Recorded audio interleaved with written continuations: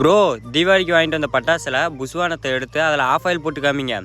எனக்கும் ரொம்ப நாள் ஆசை தான் அதில் எப்படின்னு ஆஃப் ஆயில் போட்டு பார்க்கணுன்னு. இன்றைக்கி வாங்க ட்ரை பண்ணிடலாம்.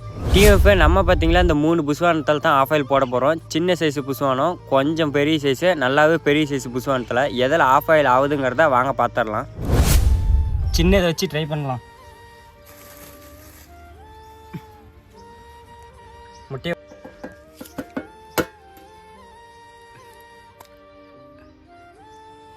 அரே வாவ்,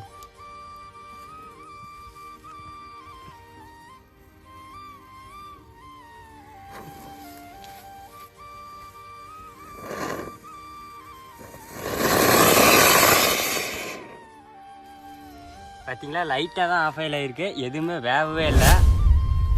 அடுத்தது பார்த்தீங்களா கொஞ்சம் பெரிய சைஸ் புஸ்வானத்தை வச்சு ஆஃப் ஆயில் போட்டு பார்த்துடலாம். கரெக்டாக பார்த்தீங்களா புஸ்வானத்தை தோசைகளுக்கு அடியில் கரெக்டாக நடுவில் செட் பண்ணிக்கோங்க. அப்போ தான் ஆஃப் ஆயில் பார்த்தீங்களா ரெடி ஆகும்.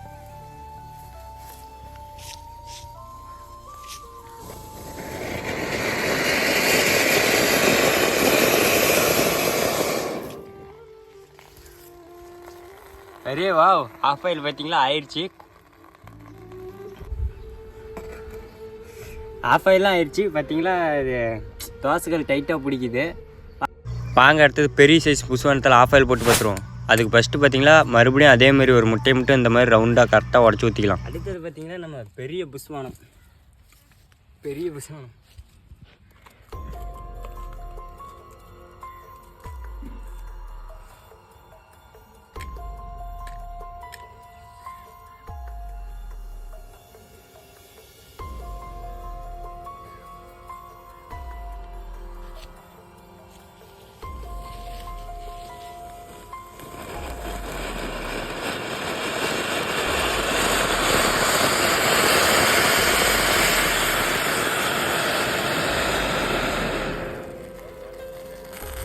தோசைகள் ஓட்டையை போட்டுருச்சுரா.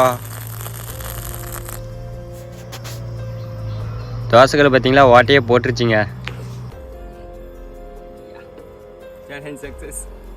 வீடியோ பார்த்தீங்களா ரொம்ப கஷ்டப்பட்டு தான் எடுத்திருக்கோம். பார்த்தீங்களா நீங்கள் சொன்ன மாதிரி ஆஃப் ஆயிலாம் போட்டு பார்த்தோம், ஆனால் தோசைகளே ஓட்டை போட்டுருச்சு. வீடியோக்கு ஒரு லைக் மட்டும் பண்ணிவிட்டு